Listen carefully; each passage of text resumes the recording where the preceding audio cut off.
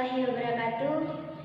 Perkenalkan, nama saya Nita Fitria Silawati. Saya dari 2A Perbankan Syariah Fakultas Ekonomi dan Bisnis Islam IAIN Surakarta, NIM 205231040. Di sini saya akan menjelaskan tentang Perjanjian Giyanti. Apa sih Perjanjian Giyanti itu? Perjanjian Giyanti merupakan sebuah perjanjian yang lahir akibat dari segitiga politik antara Pakubuwana III, Pangeran Mangkubumi yang merupakan pihak dari Kesultanan Mataram Islam dan Perserikatan Perusahaan Hindia Belanda atau VOC yang diwakili oleh Nicholas Harting pada 13 Februari 1755. Nama Giyanti ini sendiri diambil dari lokasi penandatanganan perjanjian, yakni di Desa Janti. Tempat tersebut sekarang dikenal dengan Dukuh Kerten, Jatiharjo, Karanganyar, Jawa Tengah.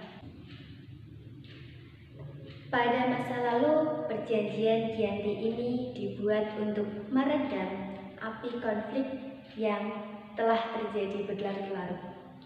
Pasca perpindahan Keraton Kartasura ke Surakarta, api dari peristiwa geger pecinan ini masih panas. Ketika itu, Mangkubumi yang membantu Pakubuwana II dalam meredakan api konflik mendapatkan hadiah, yaitu berupa sebidang tanah dari Pakubuwana II. Namun, luas tanah yang diberikan menimbulkan salah seorang pangeran lalu mengeluhkan ketidakadilan tersebut, yaitu kepada Gubernur Jenderal Baron van Imhoff, yaitu sang gubernur jenderal di Batavia. Kemudian sang gubernur itu pun lantas mengeluarkan sebuah keputusan yang membuat tanah tersebut tidak jadi diberikan kepada Mangkubumi. Akhirnya dia meminta izin kepada kakaknya, Pakubuwana II. Mangkubumi berkata, "Daripada tubuh saya dikurangi, lebih baik buanglah saja saya. Buanglah ke tempat saya sampai tidak bisa saya kembali lagi ke Jawa." Akhirnya Mangkubumi pun diberikan uang saku oleh Pakubuwana II, yaitu sebesar 3.000 real. Dan akhirnya pada malam harinya Mangkubumi pun pergi dari situ. Pada 23 September 1754, nota kesepakatan antara VOC dan Mangkubumi terlaksana. Dan dari nota tersebut disampaikan kepada Raden Mas Sujarti atau Pakubuwana III, sang pengganti Pakubuwana II. Nota tersebut menyatakan bahwa Pangeran Mangkubumi mendapatkan wilayahnya pada 4 November 1752. Kemudian Pakubuwana III menyatakan persetujuannya terhadap hasil perundingan antara Gubernur Jawa Utara atau Nicholas Harting dengan Mangkubumi. Surat tersebut disampaikan oleh Pakubuwana III kepada Gubernur Jenderal VOC atau Jacob Mosel. Kesepakatan ini mendorong sebuah perjanjian besar yang ditandatangani di Desa Giyanti, letaknya beberapa kilometer sebelah timur Surakarta.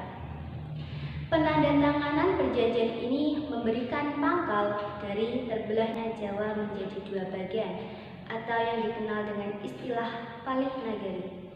Hal ini menjadi awal naik tahtanya Mangkubumi di Yogyakarta sebagai Sri Sultan Hamengkubuwana I dengan gelar Senopati Ingalogo Sayyidin Panotogomo Khalifatullah. Sejak ditandatanganinya perjanjian tersebut pada 13 Februari 1755. Namun dalam hal ini perjanjian Giyanti tidak merinci untuk pembagian berbagai wilayahnya, yang akhirnya menimbulkan konflik atau rentetan-rentetan peristiwa.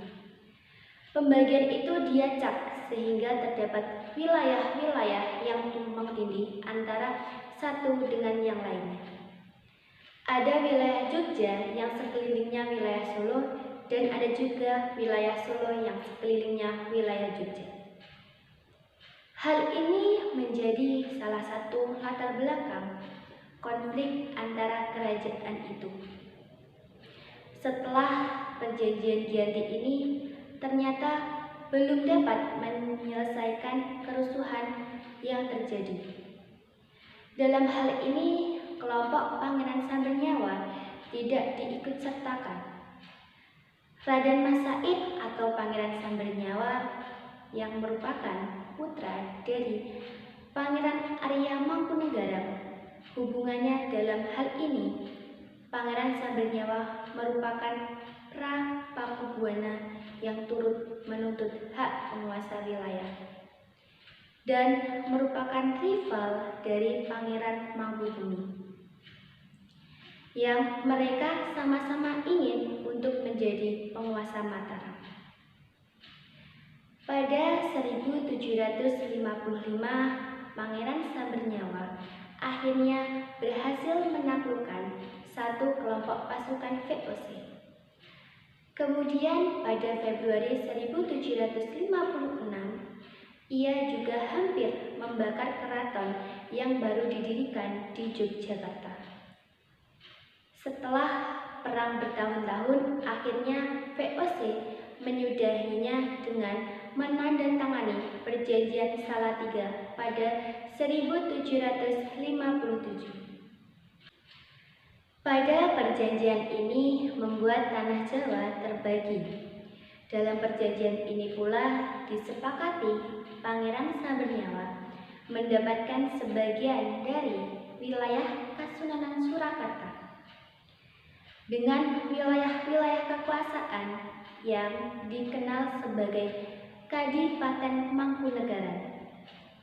Pangeran Sambernyawa pun berjatah gelar tahta dengan gelar Kanjeng Gusti Pangeran Adipati Arya Mangkunegara Lelono Jaya Maseso Senopati ing Alaya Satriya Raga Mataram ing Nagari Surakarta Adiningrat. Keterbelahan Jawa ini kemudian belum berakhir pada 1813 di masa Gubernur Jenderal Thomas Stamford Raffles dari Kerajaan Inggris.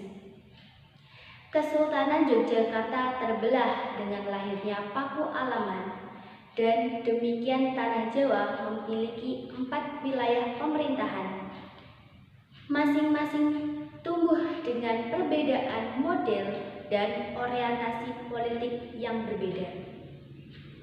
Hal ini lantas yang mengantarkan Jawa pada rupa yang berbeda, dinamika politik yang digerakkan angin oleh revolusi pada masa pertengahan 1940 membuat masing-masing mengalami nasib yang berbeda. Hal ini berujung pada perbedaan status hingga hari. Di masa Republik Indonesia, Kasunanan Surakarta dan Kadipaten Mangkunegaran menjadi situs cagar budaya. Sementara wilayah Yogyakarta yang di dalamnya terdapat Paku Alaman menjadi daerah istimewa Yogyakarta. Sekian yang dapat saya sampaikan. Apabila dalam saya menyampaikan terdapat kekhilafan serta kekurangan, saya mohon maaf yang sebesar-besarnya. Wallahu muwaffiq ila aqwamit thoriq. Wassalamualaikum warahmatullahi wabarakatuh.